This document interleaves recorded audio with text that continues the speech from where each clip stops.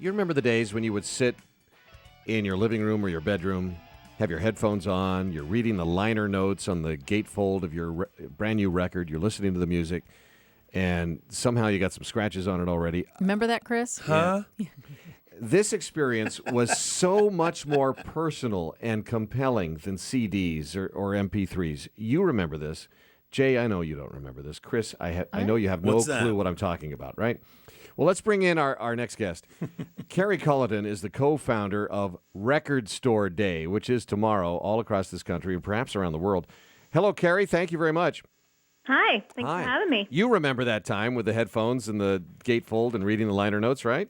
I do, because you know what? It is not past tense. Oh, Take that, Phil. Vinyl is making a comeback. All right. What is Record Store Day? Record Store Day is in fact worldwide. It is the worldwide celebration of the culture of the indie record store. And there aren't any more of those, are there? That is so not true. So not true. In the United States, there are 1,200 fully participating pledged record stores taking part in Record Store Day tomorrow.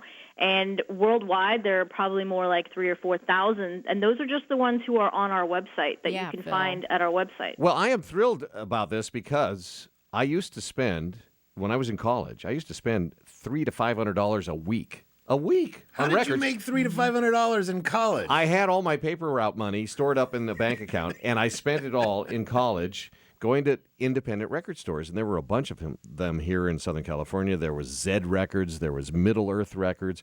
Tower Records was cool at the time, more or less. There was Licorice Pizza. Wasn't necessarily a chain at the time that I was shopping there. But sure. And there was, what was Disconnection in Torrance? And there was one in Hollywood, I think, was another one. I don't think many of those, if any of them, are still around. You're talking about different stores these days. Name a couple in the Southern California area. Well, I'll tell you the truth. I'm in North Carolina. That's where I am. So you have no idea, do you? No, I absolutely do. I know, and I'm just not sure what area we're calling Southern California. Fingerprints in Long Beach is a great one. Okay, Fingerprints Long Beach, yeah.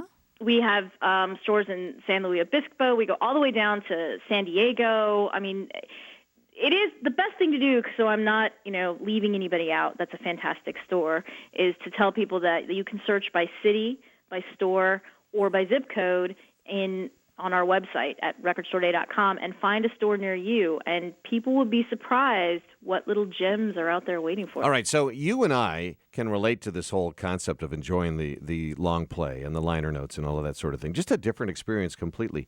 But things have changed. Do people still really care about all of that? They absolutely do. We have 100,000 followers on Twitter who follow Record Store Day. We have almost 250,000 people on Facebook. And the analytics of those are skewing a lot younger than people would think. It's more like 18 to 35 and not what most people would think would be, up in the 50, 60 range.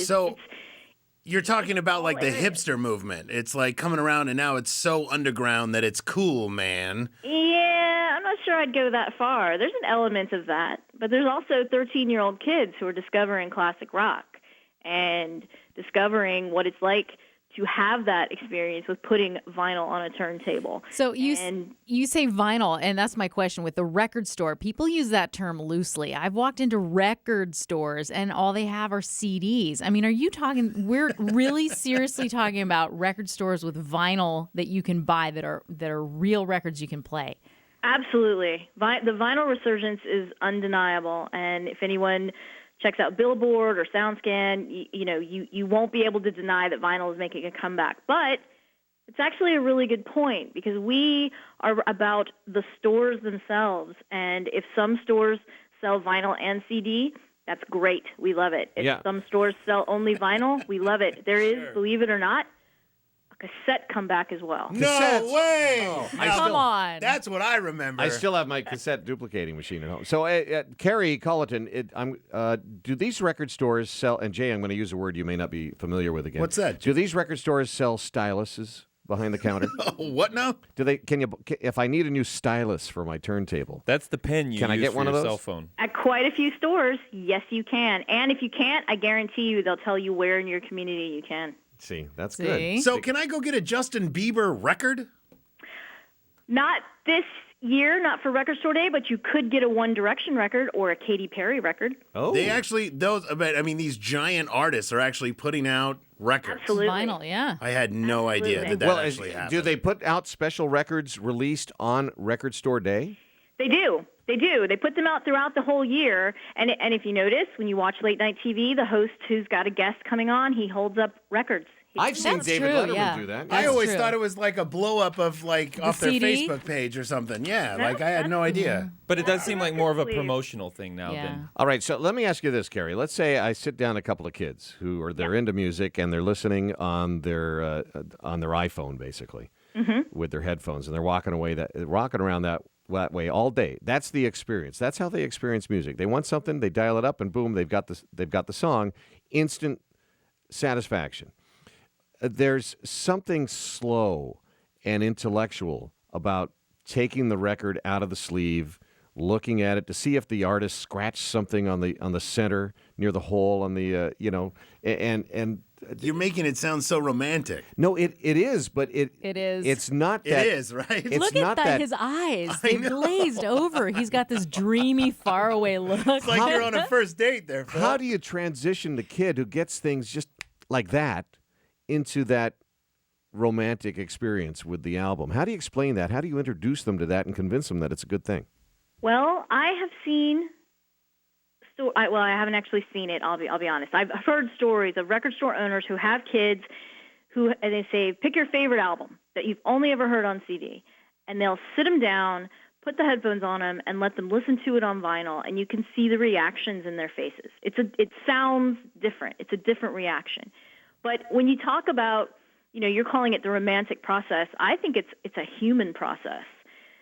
You get to actually interact with this piece of music, this piece of art that somebody's created, and you have to pay attention to it. You have to go slow.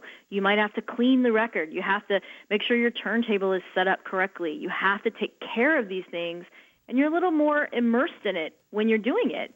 If you're listening to something on your headphones all day, that's fantastic.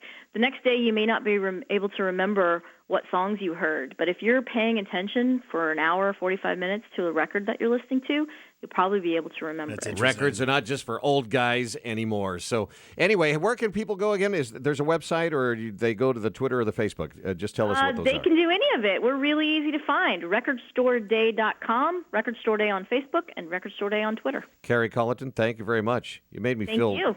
romantic about my music, my record catalog. Thanks. You know what else people are missing when you actually just download a song, you don't get the whole album. And I think a lot of artists put a lot of songs on their Yeah, you get the albums that work are of art. great. And Yeah. and when you used to have to buy the whole thing, those songs would grow on you slowly. That's Yeah. why And become iTunes hits. gives you 30 seconds to review each one of those you songs know on what? the album 30 and seconds see if isn't you enjoy enough. it. It's not enough, Chris. It's enough for me. Not It's enough. not enough.